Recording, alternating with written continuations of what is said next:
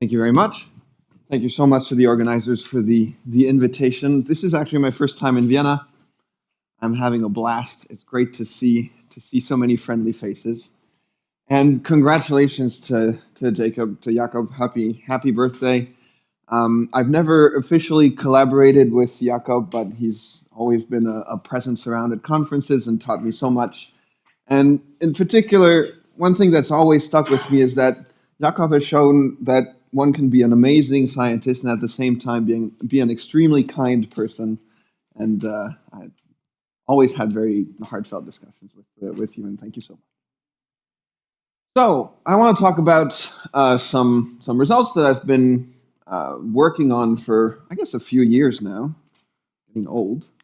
So this is about an approach to the Bose gas. I'll say a little bit more about that, but before I do, let me say the important part, that everything that I'm going to talk about is joint work with Eric Carlen from Rutgers University, soon to be retired, Elliot Lieb from Princeton University, and Marcus Holtzman, who helped us with some of the numerics. He's a professor at the University of Grenoble. If you're interested in details, I've been writing about this model for quite some time. We have a number of preprints. So we have a number of papers about this. All of them are available on the archive for free. Everything is available on my website. This is the QR code for my website. This is an advertisement for the fact that QR codes are actually really, really, really easy to include in LaTeX documents, and you should all play around with that. I'll show some numerics. All of the source code is on there. And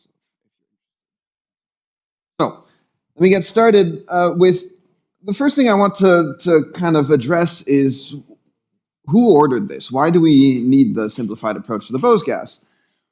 There's lots of different ways that are already well established and well studied for understanding the physics and the mathematics of the Bose gas. There's Bogolyubov theory, the Gross-Pietowski limit, Gross-Pietowski theory, Hartree theory, and all sorts of other methods that have been developed. And there's been many successes in understanding what is going on with these Bose gases with the existing models. Nevertheless, there still are some big open problems, both from the mathematical side. So understanding so there's a lot of open problems from the mathematical side, at least when I'm focusing on the thermodynamic limit. So for instance, understanding superfluidity, even understanding the definition of superfluidity is a tricky thing. And the big open problem that I'm sure that you've all thought about at least once is proving Bose-Einstein condensation. And so what I'm going to present today is kind of a different approach to the Bose gas, something that is different from anything that has come before, at least that looks different enough that I can't identify that it's the same as something that was done before. So it's a different approach. It's an effective equation for the ground state, so to study properties of the ground state of an interacting system of bosons, interacting via repulsive interaction, that takes the form of a single particle effective equation, things that we're kind of familiar with, that we've seen before. One thing that is kind of astonishing, though, about this approach is that, well, it reproduces most of what we know and most of what has been conjectured, at least about the ground state of these repulsive Bose gases. And it does so asymptotically well, both in the low density and in the high density regime. So this is already a little unusual. Usually effective theories work well in one parameter regime. This is working well both at low and at high density. And it actually works pretty well also in between. So at intermediate densities, the simplified approach gives physical predictions that when compared to Monte-Carlo simulations seem to be in fairly good quantitative agreement. So it's a tool that is different, and that seems to be working fairly well. And so I want to tell you a little more about what the approach is and what the successes, what are the successes of the approach, and more importantly, what are the major open problems that still need to be figured out. So this slide, you've seen this Hamiltonian, I think, probably 12 times already in this very conference, so I won't spend very much time. This is just to fix some notations, right? So I'm talking about a system of n interacting bosons, on with periodic boundary conditions. So on a torus, I'll be focusing on repulsive interactions. I'm going to impose an extra technical assumption that is actually important for the high density behavior of the gas, which is that the Fourier transform of the potential is also non-negative. One thing before I get in trouble, I've taken a convention that no one else at this conference has so far, at least I think. My mass is equal to 1 instead of 1/2. So if you see one of my formulas and you say, hey, there's a factor 2 there, it's because my mass is 1 instead of 1/2. All right. So the approach gives us information only about the ground state, at least so far. There's some ideas for how to extend this to positive temperature, but so far nothing really final. So I'm only going to be talking about the ground state of this Hamiltonian. Just to fix notations, the ground state wave function will be psi0. The ground state energy will be E0. And all of the observables that I'll be talking about today will be in the thermodynamic limit, so NV to infinity with a fixed density rho. The first observable that I'll be talking about in just a little bit is the ground state energy per particle. Here again, just a conventional comment. I'm going to consider E0 divided by N. You may have seen results with E0 divided by V. So if you see some formulas and you say, hey, there's a rho missing, it's because I divided by N instead of dividing by V. And so far so good with the model, familiar stuff. So let me first tell you what the simplified approach is. I'm going to warn you right away, trigger warning, there's going to be an uncontrolled approximation that happens at one point. That is a fairly violent approximation. Please bear with me. I promise that this is actually saying something that seems to have some connection to reality. So, so don't be alarmed when that happens. I forgot to mention the second most important thing. This approach to the Bose gas was originally developed by Elliott Lieb in 1963 in a series of 3 papers that he wrote back in 63, but it seems to not really have been studied between 1963 and 2018 when we started looking at it again. So this construction that I'll be talking about, you can find in this paper by Elliott from 63. And if you're interested in a more detailed derivation, I wrote a Springer brief about the simplified approach where there's some more details about this. So what is the basic idea? We want to approach the ground state to the Bose gas, so we start fairly naturally from the eigenvalue equation. Now, the first thing that you probably have all done when you to try and get an understanding on this ground state is to take this equation and take a scalar product on both sides of the equation with psi0. That's kind of the normal thing to do. We're going to do an abnormal thing, which is we don't take a scalar product with psi0, we just integrate both sides. That's the same as taking a scalar product with respect to the constant function. So what happens? This is the expression for the Hamiltonian here. This is the right side, and I take the integral on both sides, and you see immediately what the benefit of proceeding in this way is that the Laplace term here just drops out because we're on a torus and you're integrating an exact derivative. So the only contribution that we get is the integral of the potential, and then when I massage things using the symmetry of the bosonic symmetry of the system, I can get an expression for the ground state energy that only depends here on the potential, and that depends on this ratio here that I highlighted. So what is this ratio here?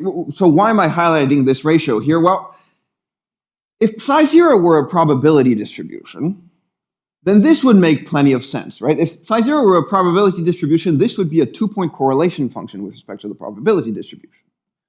But now you might say, okay, but psi0 is not a probability distribution. The absolute value of psi0 squared is a probability distribution. Yes, but because we have a bosonic system, the ground state psi0 is actually non-negative. So if I'm thinking just purely in mathematical terms, then psi0 divided by its integral, that is a probability distribution. So this thing here is a 2-point correlation function of something. And so let me define this. I take psi0 as a probability distribution, and I integrate with respect to all the variables except for the first n. So this is an n-point correlation function for this model. And I have an expression for the energy per particle that is something that looks like a density here times an integral of v times the 2-point correlation. Right? Okay, so far I haven't done anything bad, but I also haven't really done anything. I've just rewritten an expression for the ground state energy in terms of something that we don't know how to compute. So how do we get access to this 2-point correlation function? Well, okay, if we've come this far, natural thing to do is to go back to the eigenvalue equation. And now instead of integrating over all the variables, I integrate over all the variables except for the first two. What happens if I do that? Well, the Laplace term will give me a Laplacian of this 2-point correlation function. The interaction will give me a term for the 2-point correlation function. But then if I have interaction with a third particle, I'll end up with something that depends on the 3-point correlation function. And if I have an interaction between two particles that aren't x or y, then I get a contribution to the 4-point coming from the 4-point correlation function. So I get an equation for G2, but now this equation depends on G3 and G4. Why stop here? I could keep on going. I want an equation for G3 and G4. I can get one, and it'll depend on G5 and G6. So I could lay all of this out and end up with an infinite hierarchy of equations that will give me all of the correlation functions. Obviously, I won't be able to solve this hierarchy of equations. It's an infinite number of equations that even this one is not looking terribly simple. So what we're going to do is we're going to truncate this hierarchy by doing something that's not entirely crazy if you think about other hierarchies of equations, like the BBGKY hierarchy, for instance. So what we're going to do is truncate the hierarchy at the level of G2 by pretending that G3 and G4 are exactly factorized in terms of some pair function. So that's the big assumption that we're making here. I'm calling this the factorization assumption from here on out. That if I take G3 and G4, I can write this as a product of some pair correlation function. That's the big assumption. What is this pair correlation function? Well, I need to figure that out. The basic idea is to use some consistency conditions that are certainly true for the real G3 and G4. These are correlation functions. So if I integrate G3 with respect to one of the variables, I should get G2. If I integrate G4 with respect to two of the variables, I'm going to get G2 again. So I'm going to impose a condition on this pair function here by imposing these two consistency conditions. You already see that there's something that is deeply wrong that I'm doing here. No wave function other than the constant wave function could satisfy this exactly, because it's easy to convince yourself that I may be able to do this and impose these two, but then I won't have that the integral of G4 is G3. Right, so this is it's never going to be exact other than for the constant wave function. It's an approximation. So that's the big hope. The hope is that there is an inequality there. This will be in the open problem section with all of the advertisements on all of the work that I want all of you to do. Okay, so what happens when I do this? So I take this equation, I have G3 and G4, I've imposed these conditions, so now I can just plug in these conditions, get a constraint on the U's, and end up with an equation that only involves G2. Still a rather complicated equation. I'm going to write it down here after having done some massaging. So here I'll have already taken the thermodynamic limit. This actually takes a little bit of work, but it's not difficult. It's just a little technical.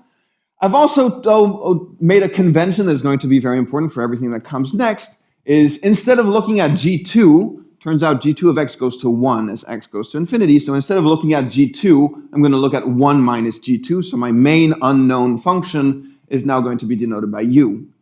And I end up with an equation for all of this that takes this form. So it's minus Laplace of u is equal to 1 minus u times v plus some nonlinear terms there. Okay?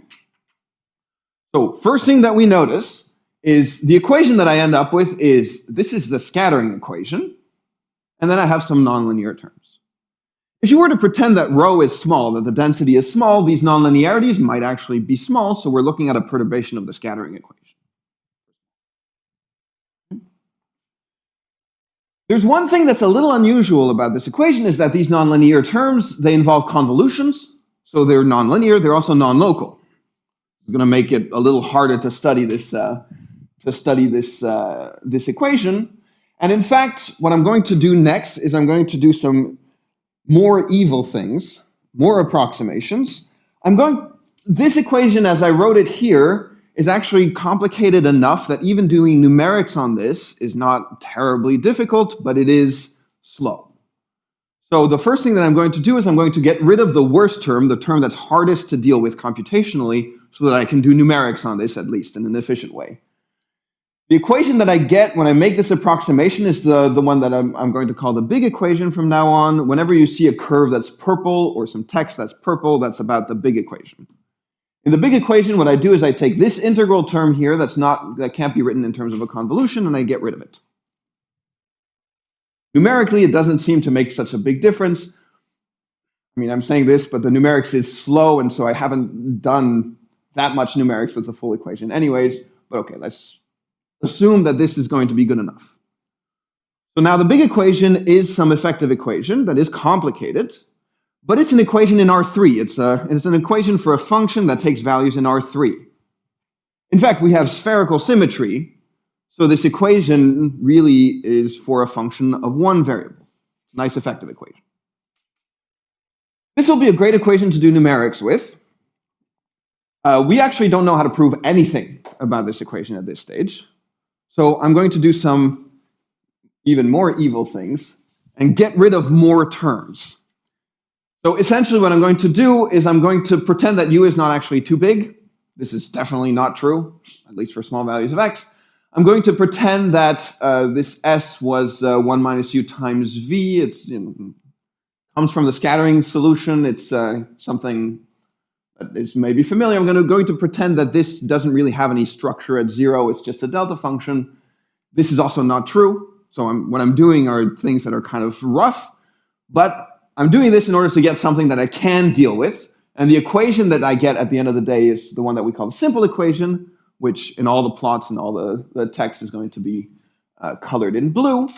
And the simple equation takes a slightly simpler form that is still nonlinear and non-local, but okay, something that looks a little more like something that we can handle. So what do we have? It's, again, the scattering equation plus nonlinearities. These are indeed nonlinearities because the e that is here depends on u itself. The letter E here is not coincidental. This is going to be our prediction for the ground state energy that comes from the simple equation. Okay, so far so good? So once we've done all of these violent things, we can actually prove things about this equation. So now we have something that's simple enough that we can find proofs. The first thing to do is to prove that this actually has a solution, which is, this is not a standard PDE. The fact that this has a solution can't be found in textbooks, so we had to come up with a proof. We can prove that there is an integrable solution that we know how to construct. The question of uniqueness of this solution is a little complicated. We don't have uniqueness, strictly speaking, but we have something that looks kind of like uniqueness. That's going to be one of the open problems that I'll talk about. But we have a solution. This solution is integrable, it's bounded between 0 and 1, and we can manipulate it. So now I've done a lot, but I haven't done anything of use. I just did approximations and gave you an equation and told you I have a solution. So let's get to the more important part, which is does this solution tell us anything real? So I want to take the simple equation and the big equation and compare the predictions for various thermodynamic observables. This is just a very quick notational slide. I'm going to talk about several different thermodynamic observables, say, for instance, the ground state energy.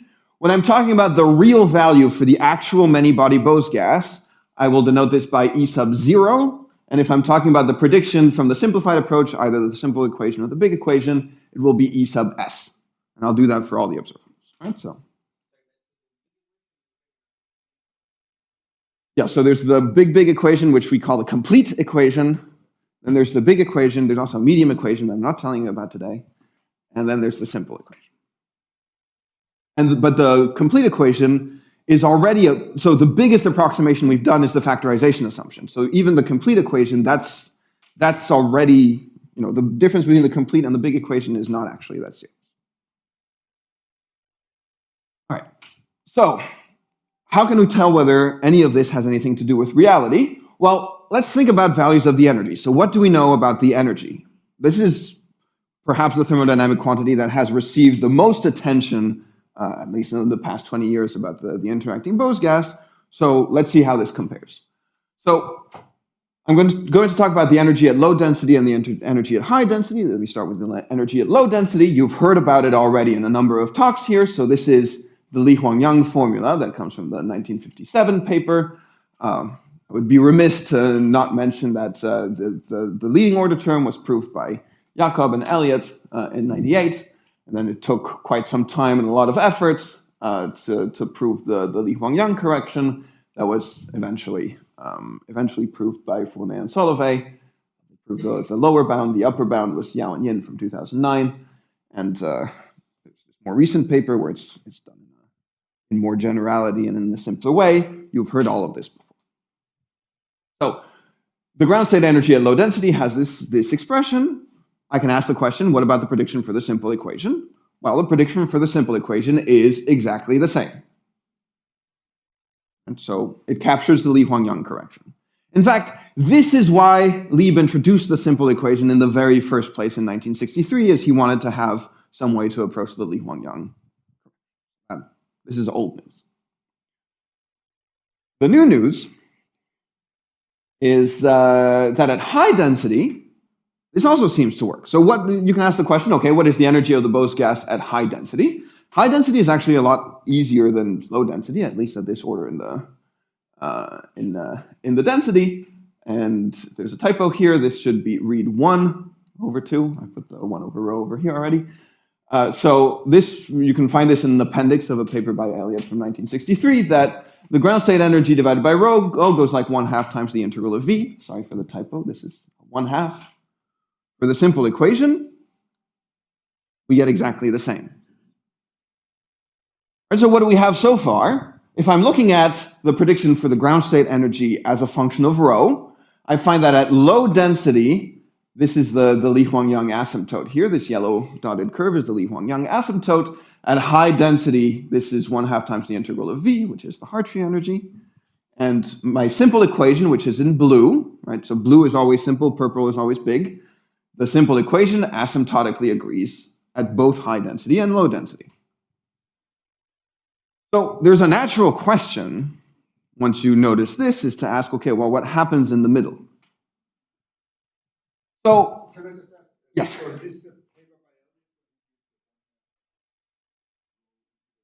Yes. Also has the next term.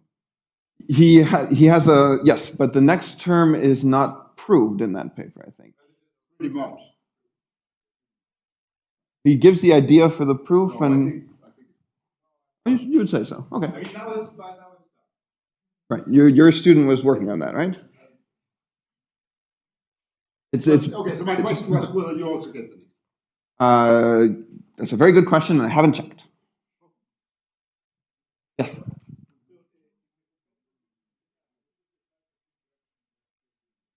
So for this plot, so the Monte-Carlo was kind of difficult to do. For this plot, so we only did it for some potentials, and for this plot, it's e to the minus x. So right, Monte-Carlo, yes. I want to compare what's going on with Monte-Carlo. So we asked Marcus Holtzman. I don't know how to do Monte-Carlo. I tried, I failed. So we asked Marcus Holtzman to give us some computations for the many-body Bose gas, and he gave us these 8 points for this potential e to the minus x for the ground state energy as a function of rho. And so you can compare it with the simple equation, and you see, okay, well, the simple equation doesn't seem to be doing so well. But then if you do the numerics with the big equation, that's the purple curve that's there.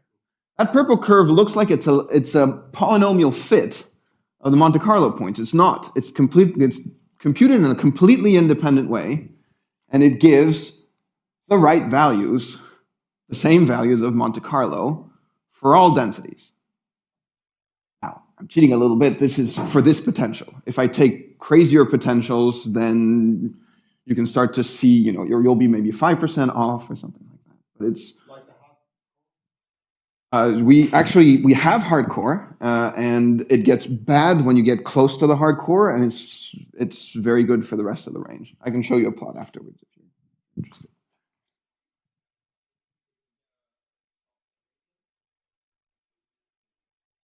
Something that decreases algebraically. I also have some plots with we don't have the Monte-Carlo for the algebraic decay, but I can show you what the not algebraic.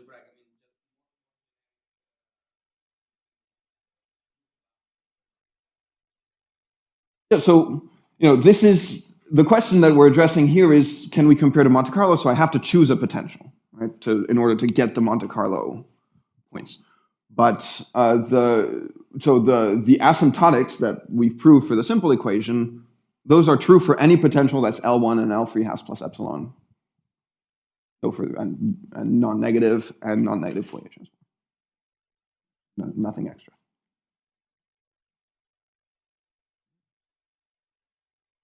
So, okay, so we see this. So this is intriguing, right? We have this effective equation that seems to be doing better than it should. Remember the approximation that we made. That was not a good approximation. You can think about justifying that approximation at low density by saying, well, at low density, everything's independent. So, okay. Why does this work at intermediate densities? Is the question. So that's the ground state energy. The ground state energy is a great observable. You can compute a lot of things with it. Neat. I wouldn't say it's the most physically important observable. Let's look at a different observable. Let's look at the condensate fraction.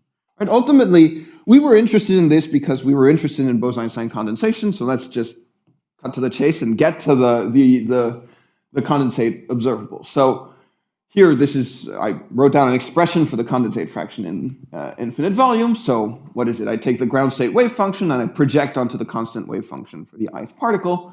And this is the fraction of particles that are in the condensate state, that are in the constant state. So Lieb and I in their 1957 paper, they do Bogolyubov theory and they give a prediction for what the condensate fraction should be as a function of rho for small values of rho. So in their paper, they write it without the little o here, assuming that rho is small from the beginning, and they get an expression that depends on rho and a. We look at the simple equation. There's a small technical assumption here on the potential that we have to impose. Once we've done that, the prediction that we get is the same one for small values of rho. So first non-trivial thing, we have Bose-Einstein condensation in the simple equation. We didn't have it, we'd be very, very disappointed with the whole thing. But not only that, it reproduces the exact asymptotic behavior that you get from Bogolyubov theory.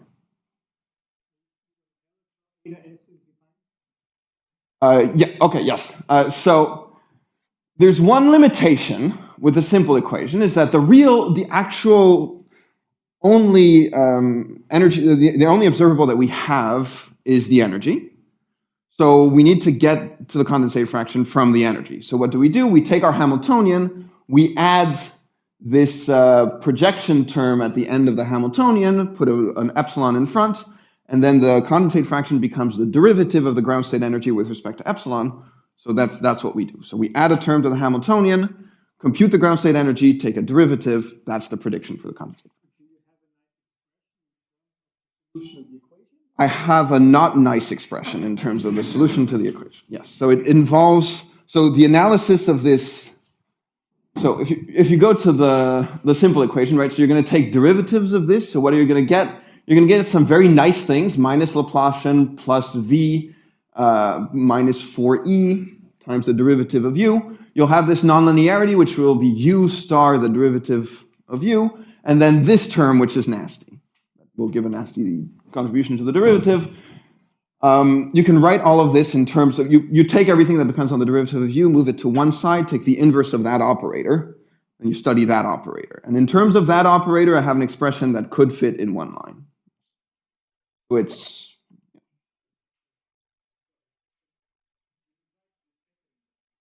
yeah.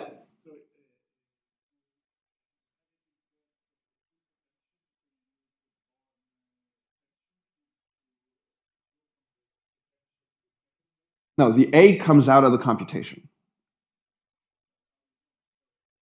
It's of the two-body potential, which comes out of the computation as the integral of the scattering solution times V.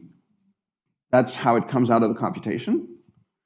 And it's because the simple equation is, at least for small density, it's a perturbation of the scattering equation. So the fact that you would get features of the scattering equation in the solution to the simple equation is not terribly surprising.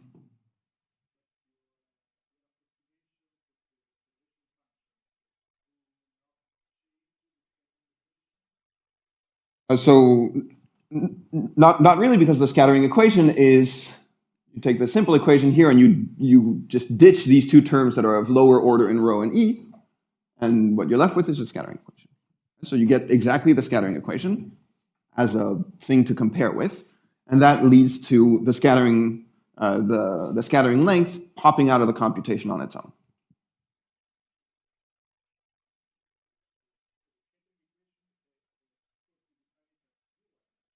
Mm-hmm. Yes.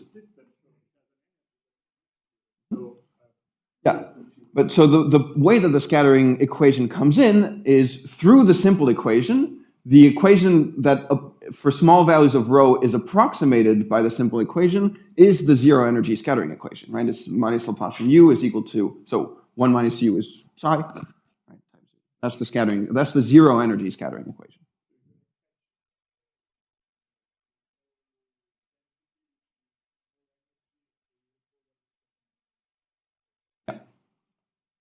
Yeah, that's exactly right.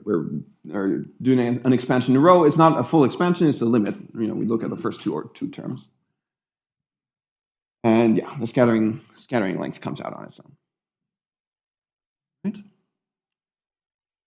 So this is the condensate fraction. Can we say something else? Oh, sorry, I forgot. That was for the simple equation. So we did it for the ground state energy. We said, okay, it works at low and high density, so let's look at what happens in the middle. Let's do the same for the condensate fraction. So this here, the red crosses are Monte-Carlo points for the condensate fraction, same potential as before. The blue is the simple equation. We see it's doing well at low densities. Here at high densities, the condensate fraction is not approximated well by the simple equation. But then again, if I look at the big equation, it's not as good as the energy. The energy is very robust. It's hard to get the wrong energy. The condensate fraction is a much touchier observable, so we don't do quite as well. But this is not bad. Given all of the crazy stuff that we've done to this equation, this is really not bad. And there's, yes, Martin.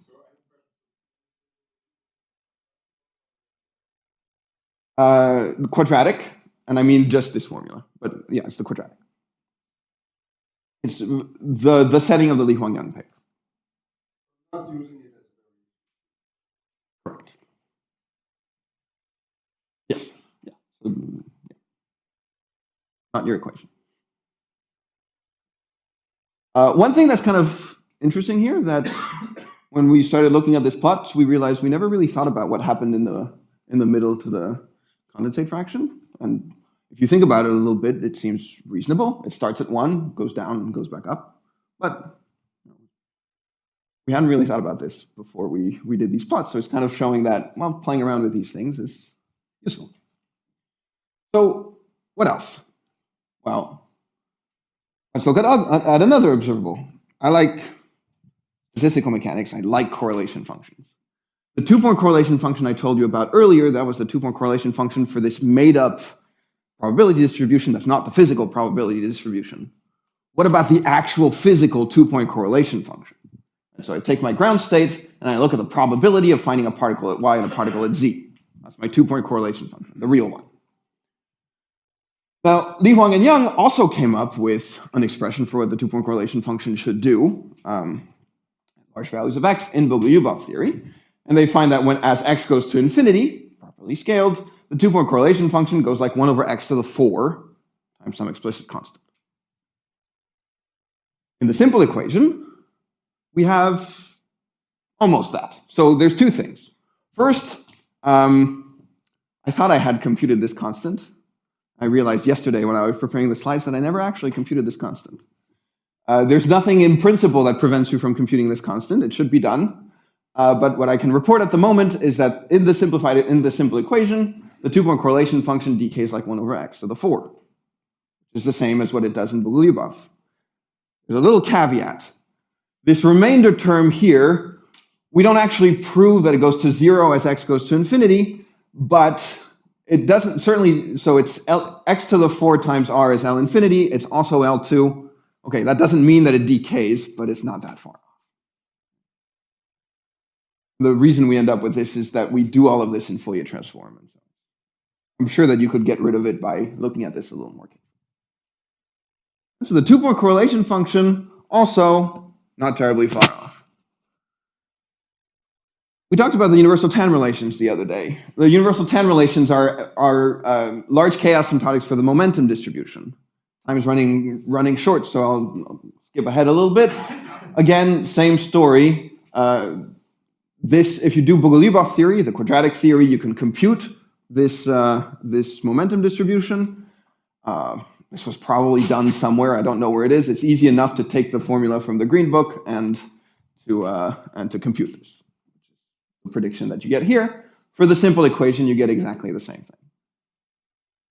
There is something interesting here that is the order of the limits. You find out that the order of the limits is important when you're doing this. To get this formula, you have to take rho to 0 first. And then if you take this formula and take this rescaled k to infinity, you get the universal tan relations. But that's the order of the limits that you have to take in order to get the universal tan relations. So what that's saying is that the universal tan relations are large K asymptotics for the momentum distribution, but where you've already taken the rho to 0 limit. Using the prediction of the simple equation, you realize that this is only going to be true, at least within the simple equation, when K is not large, but also much larger than the square root of rho. And one thing that's kind of interesting is that, well, if rho is not small, then this doesn't exist. And in fact, if you look at numerics for the big equation, which is the one that we believe should work well at intermediate densities, you see that there is a tan region here for low density that degenerates at higher values of K, but if you increase the density, then the universal tan relation doesn't seem to hold. This is a physical prediction. I'm saying that the universal tan relation at intermediate densities doesn't hold. So the tan relation works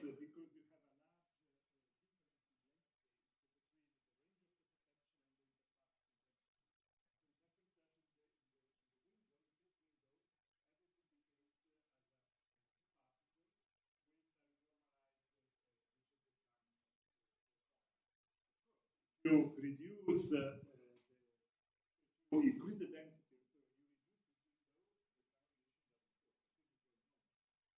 So we agree. Everything's fine. Can we make other predictions at intermediate densities? Can we say something constructive about intermediate densities? I'll say just a little bit. Good. I'm just going to give you a curiosity that we noticed, and that I think deserves deeper analysis. This is a computation of the two-point correlation function, the real two-point correlation function, for a value of the density that's not a small value or a large value. In order to see this effect, we had to make the potential a little larger. So this is for 16e to the minus x.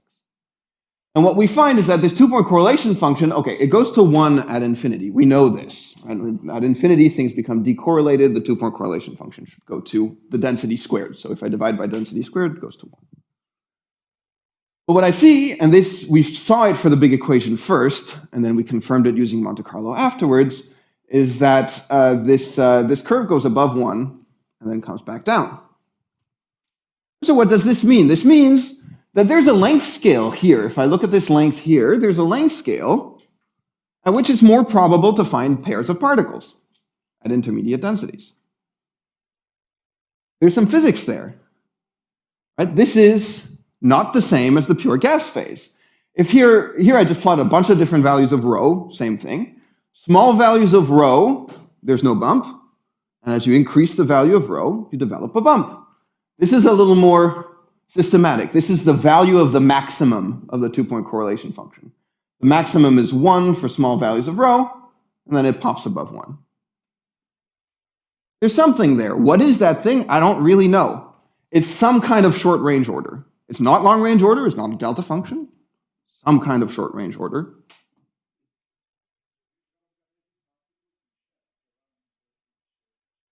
Exactly. Kind of like a classical liquid. Is it a classical liquid? No. What is it? Good question. So let me try to get to a stopping point. So this is everything that I said. So we have this effective equation that is based on an uncontrolled approximation, but that reproduces known and conjectured predictions for the energy, the condensate fraction, two-point correlation function for the momentum distribution. Seems to be doing well. It gives us quantitatively accurate predictions at intermediate densities. And in doing that, because it's a lot easier to do this, to play with this equation than to play with Monte-Carlo, we could look at a bunch of different densities and see if we found something interesting, and there seems to be something interesting. That still needs to be understood. So more importantly, there's so much that is still left to do about this approach. This is kind of why I wanted to talk about it today. There's a lot of open questions. There's purely mathematical open questions that you could study if you did not care about any of the physics. You just wanted to see this weird equation. What are the properties of this weird equation? We have uniqueness in a weak sense for the simple equation. We need uniqueness in a strong sense. This, it turns out, is equivalent to proving that the ground state energy is monotone in the density, which physically is obvious. You need to prove it for the equation. Another big mathematical question is this big equation, which looks nasty. We know how to compute solutions numerically. Do these solutions actually exist? Does our numerical algorithm converge? We have no idea how to do this at the moment. So this is a good open problem. And various things about, so one thing we never proved, and we actually don't know how to prove, is that our prediction for the condensate fraction is positive. It's not a physical condensate fraction. It comes from the equation. Can we prove that the number that we get is necessarily positive? Writing the whole simple equation in a variational formulation, that's also kind of an interesting thing. There's some physics open problem that I've mentioned before. This intermediate density regime seems to be non-trivial. What's going on? I don't know. This needs to be analyzed further. More Monte-Carlo needs to be done. More questions need to be answered. This approach has given us interesting stuff. Can we extend it? Can we do positive temperature? The answer is yeah. Needs some work. Can we add a trapping potential? Can we see that if you add a trapping potential and take the limit in which the size of the trapping potential goes to infinity, you have this decoupling between a bulk equation and a large-scale equation? The answer is, again, yeah, kind of. But there's stuff to be figured out there. There's questions in mathematical physics. The big question, why is this factorization assumption, why does it work? It doesn't make any sense. Okay, can we prove it at low density? Depending on what you mean by can we prove it at low density, that's, this is a hard problem. If you can prove it at low density, you get Bose-Einstein condensation. I don't think that this is a very realistic thing, but at least prove that the energy that we get out of it is accurate. Here's a simpler question. Can you prove that the simple equation gives you an upper bound for the energy? In the numerics, it always gives an upper bound. Can you prove that this is true? Alessandro Elgiati, a few days ago, point him out, he's not here,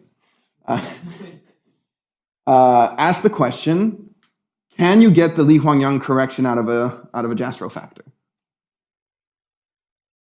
Given the solution to the simple equation, there's a very natural guess for what that Jastrow factor should be. You take the product over I and j of the exponential of minus the solution.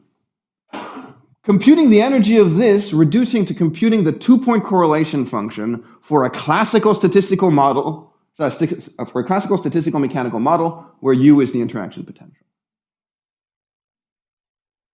This is a question. This question should have an answer. All right, I think I've exceeded my time anyway, so thank you so much for your attention.